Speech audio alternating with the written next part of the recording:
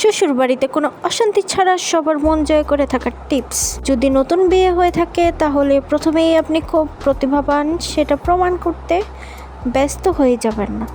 ধরুন আপনি সব রান্না জানলেও বাপ ধরবেন আপনি তেমন কিছুই জানেন না, শাশুড়িকে বলবেন আম্মা আপনি শিখিয়ে দেন। এতে শাশুড়ি 2-4টা তেরা বেঁকা কথা শোনালেও এমনকি মা কিছু শেখায়নি সেটাও বলবে, কিন্তু আপনি হাসি মুখে সব হজম করে নেবেন। তাহলেই একটা সুবিধা, শাশুড়ি আর ঘরের সব রান্নাবান্নার দায়িত্ব আপনার ঘাড়ে একা চাপাতে পারবে না, আপনাকে একটু একটু করে শেখাবে আর সাথে 2-4টা কথার মাঝে খোঁচা মেরে কথা শুনবেন। তাতে কি আপনি কাজ থেকে তো বাঁচলেন। শাশুড়িরা কর্তৃত্ব দেখাতে পছন্দ করে, তারা সব সময় মনে প্রাণে চেষ্টা চালিয়ে যায় সে যে বাড়ির প্রধান কর্তৃপক্ষ সেটা প্রমাণ করার। আপনিও তাকে কর্তৃপক্ষের নজরে দেখবেন। এই ধরেন গোসলে যাচ্ছেন, ভাত খাবেন অথবা ঘরের কিছু আপনি ব্যবহার করবেন, আপনার শাশুড়িকে একবার জিজ্ঞেস করবেন, নরম সুরে বলবেন আম্মা আমি কি এটা নিব বা করব। উনিও তখন মনে মনে গদগদ হয়ে এটা ভেবে বউ আমাকে না বলে কিছুই করে না। ঘরে যদি ননদ ননাস কেউ থাকে তাদের অনেক বেশি খাতির করবেন, সারাক্ষণ তাদের সাথে জোকের মতো লেগে থাকবেন। মনে মনে যতই গালি দেন না কেন শাশুড়ি আর স্বামীর সামনে তাদের আপনি কত ভালোবাসেন সেটা দেখাবেন। মনে রাখবেন শাশুড়িরা সবচেয়ে বেশি খুশি হয় যখন দেখে ছেলের বউ তার মেয়েদের পছন্দ করে।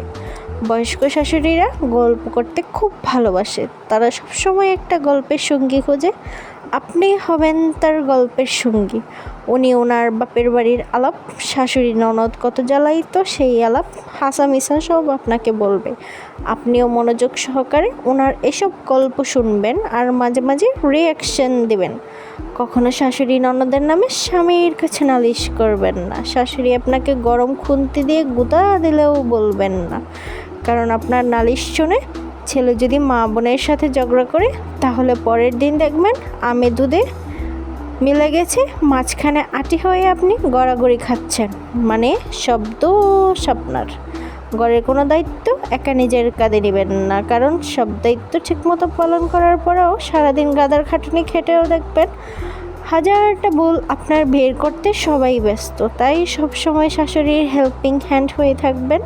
মানে ধরুন উনি রান্না করলো আপনি সবজিগুলো কেটে দিলেন, উনি কিছু করছে আপনি হাতে হাতে সব এগিয়ে দিলেন। স্বামী যদি খারাপ ব্যবহার করে তাহলে নিজের বাপের বাড়িতে বলবেন না, শাশুড়িকে বলবেন, তাহলে শাশুড়ি নিজেকে আপনার গার্ডিয়ান বা মা মনে করবে। শাশুড়ি যদি কোনো ভুল ধরে বাপের বাড়ি নিয়ে কিছু বলে তাহলে তেলে বেগুনে জ্বলে উঠে তার সাথে তর্কে জড়াবেন না। মনে রাখবেন শ্বশুর বাড়িতে তর্ক করে আপনার পক্ষে কেউ থাকবে না, উল্টো সবাই আপনার বিপক্ষে চলে যাবে। তাই উনি বেশি কিছু বলার আগেই বলে ফেলবেন ভুল হয়ে গেছে আম্মা, এরপর আর এমন হবে না। আগেই ভুল স্বীকার করে নিলে উনি আর বেশি কথা বাড়াবে না। সবার সাথে সবসময় চেষ্টা করবেন হাসি মুখে রেখে কথা বলার। ওনারা যদি আপনার দিকে আগুনের বুলিও ছুড়ে আপনি ছুড়বেন এক চিলতে হাসি, হাসতে হাসতে সব হজম করবেন।